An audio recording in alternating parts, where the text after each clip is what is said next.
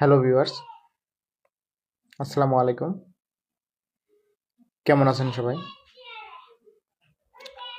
আজকে আমরা দেখব সুনির্দিষ্ট প্রতিকার আইনের 39 ধারা। সুনির্দিষ্ট প্রতিকার আইনের 39 ধারা, যেখানে বলা হয়েছে দলিল বাতিল বা বিলুপ্তির কথা, আমরা সেটাই দেখব আজকের ক্লাসে। তো যারা এখনো ক্লাসে জয়েন করেননি তাড়াতাড়ি ক্লাসে জয়েন করে নিন। আমরা কথা না বাড়িয়ে মূল আলোচনায় ফিরে যাব। দলিল বাতিল মানে হচ্ছে দলিলের কার্যকারিতা থাকবে না, দলিলের কার্যকারিতা বন্ধ করে দেওয়া হবে। তবে যে ক্ষেত্রে দলিল বাতিল বা বিলুপ্তি আদেশ প্রদান করা যায় 39 দ্বারা বলা হয়েছে যে কোন কোন ক্ষেত্রে আপনি দলিল বাতিল বা বিলুপ্তির আদেশ প্রদান করা যায়। আমরা জানি দলিল একটি লিখিত চুক্তি। দলিল একটি লিখিত চুক্তি। তো লিখিত চুক্তি যখন বাতিলযোগ্য মানে ভয়েডেবল, বা ভয়েড মানে বাতিল, বা আনলফুল মানে অবৈধ, তখন আদালত দলিলটির বাতিলের আদেশ দিতে পারেন। মনে রাখবেন, আদালত দলিলটি বাতিলের আদেশ দিতে পারেন।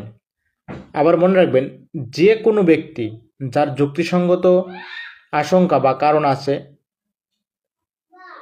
গুরুতর ক্ষতির, সে দলিল বাতিল চাইতে পারে আদালতের কাছে। সে দলিল বাতিল চাইতে পারে। আমাদের কিছু বিষয় 39 ধারার কিছু বিষয় জানা খুবই জরুরি। 39 ধারার কিছু বিষয় জানা খুবই জরুরি, যে দলিল বিলুপ্তি বা বাতিল বা বিলোপনের আদেশ দানের ক্ষমতা হচ্ছে আদালতের স্বেচ্ছাধীন ক্ষমতা। মনে রাখতে হবে, আপনি বলতে পারবেন না যে আমার এই দলিলটি বাতিল করতেই হবে। আদালত মন চাইলে করতে পারে, আবার মন চাইলে নাও করতে পারে। এটা হচ্ছে আদালতের ইচ্ছাধীন ক্ষমতা, মানে স্বেচ্ছাধীন ক্ষমতা আর কি।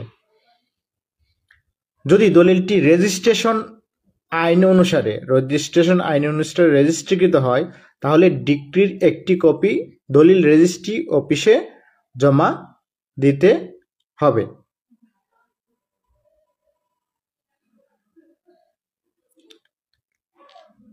তারপরে বলছে যে দলিল নাকচ বা বাতিল কেবলমাত্র বাতিল ও বাতিলযোগ্য চুক্তির বেলায় প্রযোজ্য।